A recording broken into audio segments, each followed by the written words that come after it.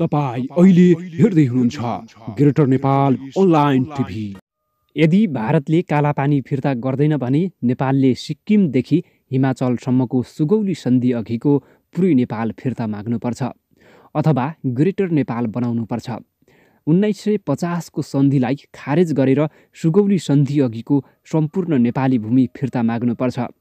भारतले कालापानीमा सैनिक राखेर जुन हेलचेक्राइ गरिरहेको छ, नेपाललाई हेपिरहेको छ, दशकौं वर्षदेखि उसले नेपाललाई कमजोर देशको रूपमा मूल्याङ्कन गरिरहेको छ।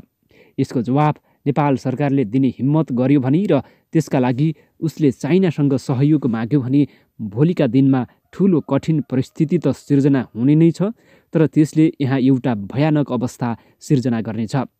केही हजार आतंककारीहरू, केही हजार गुरिल्लाहरूको सामना गर्न भारतलाई यति कठिन हुन्छ, उसको अरबौंको बजेटको नोक्सान हुन्छ भने करोडौं नेपालीहरू जब आफ्नो ग्रेटर नेपालको नारा लिएर सडकमा उत्रनेछन्, उनीहरू विद्रोहमा उत्रनेछन्, त्यो भारतका लागि भयानक काल बन्नेछ।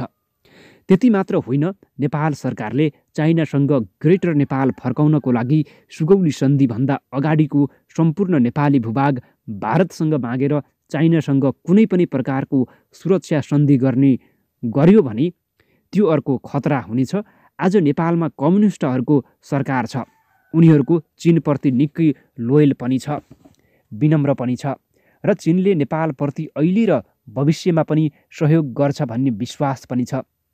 यदि यो सरकारले कुनै पनि प्रकारको कदम, कदाचित केपी ओली नेतृत्वको सरकारले चाइनासँग सुरक्षाको सन्धि गरेर चाइनाका सेना नेपालको दक्षिण बोर्डरसम्म जान सक्ने गरी सन्धि सम्झौता गर्यो भने त्यो भारतका लागि कति अभिशाप हुन्छ भारतले बुझ्न जरुरी छ।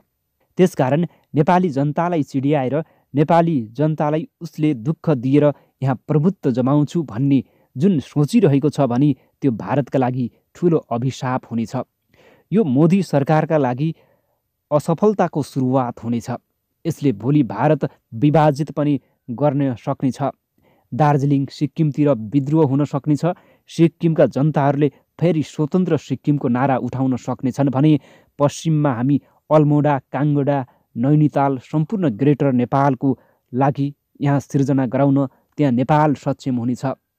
अहिले चीन आन्तरिक रूपमा भारतभित्र पसेर कुनै पनि किसिमको गडबडी गरिरहेको छैन।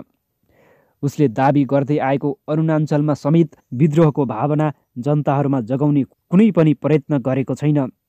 तर यदि भोलि चाइनाले यस्तो चाह्यो भने भारतका लागि निकै अभिशाप बन्न पुग्नेछ।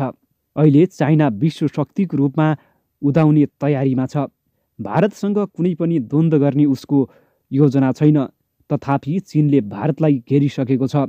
उसले श्रीलङ्कामा आफ्नो शक्तिशाली उपस्थिति देखाइसकेको छ भने बङ्गलादेशमा पनि त्यस्तै उसको उपस्थिति रहेको छ। उता पाकिस्तानसँग उसको निकै ठुलो साझेदारी भइसकेको छ भने अब नेपाललाई पनि भारतले चिड्याउँदैछ। यो भनेको स्वत रूपमा नेपाल चीनको सहयोग माग्न प्रेरित हुनेछ। सधैँ हेपाइमा परिरहेपछि, सीमा अतिक्रमणको चपेटामा परिरहेपछि अनि नाकाबन्दीको मारमा परिरहेपछि नेपालका जनताले भारतको पूजा गरेर बस्नुपर्ने अवस्था रहँदैन र आवश्यकता पनि छैन र शुभचिन्तक मानेर बस्नुपर्ने, पुज्नुपर्ने कुनै पनि बाध्यता छैन। त्यत्रो नाकाबन्दी लगाएर भूकम्पको पीडाले छटपटाइरहेका नेपालीहरूको घाउमा मोदीले जुन नुनचुक छर्कने काम गरे, यो कुरा नेपाली जनताले कहिले पनि बिर्सने छैनन्। र झन् देशको त्यत्रो भूगोल आफ्नो सिमानामा पारेपछि मोदीको पूजा गरेर बस्ने त कुरै भएन। यदि कसैले गर्छ भने ऊ सरासर भारतको दूत मात्रै हो।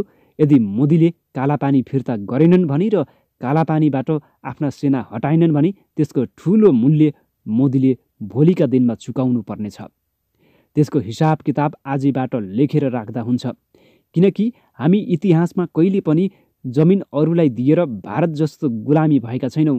भारतीयहरू जस्तो ज्यानको माया गरेर आफ्नो भूगोल अरूलाई दिने खालका हामी नेपालीहरू होइनौँ। किनभने हामीलाई हाम्रो भूगोल प्राणभन्दा प्यारो छ। हामी 3 करोड नेपाली एकै ज्यान हुनु पर्यो भने पनि स्वीकार्य छ हामीलाई। तर 1 इन्च जमिन पनि यदि कसैले मिच्न खोज्छ भने त्यसको प्रतिकार हामी गर्न तयार छौँ, जहिले पनि र जहाँ पनि। किनभने हाम्रो शरीरमा बलभद्र कुँवर, भक्ति थापा, अमरसिंह र पृथ्वीनारायण शाह जस्ता वीर योद्धाहरूको रगत बगेको छ र त्यस्तै संस्कारमा हुर्किएका छौँ पनि। 2-4 जना नेतृत्वकर्ता आइसी र डलरको पछाडि बिके भन्दैमा सारा नेपाली बिक्ने कुरा भारतले कल्पना त के सपना पनि नदेखे हुन्छ। जय देश, जय ग्रेटर नेपाल।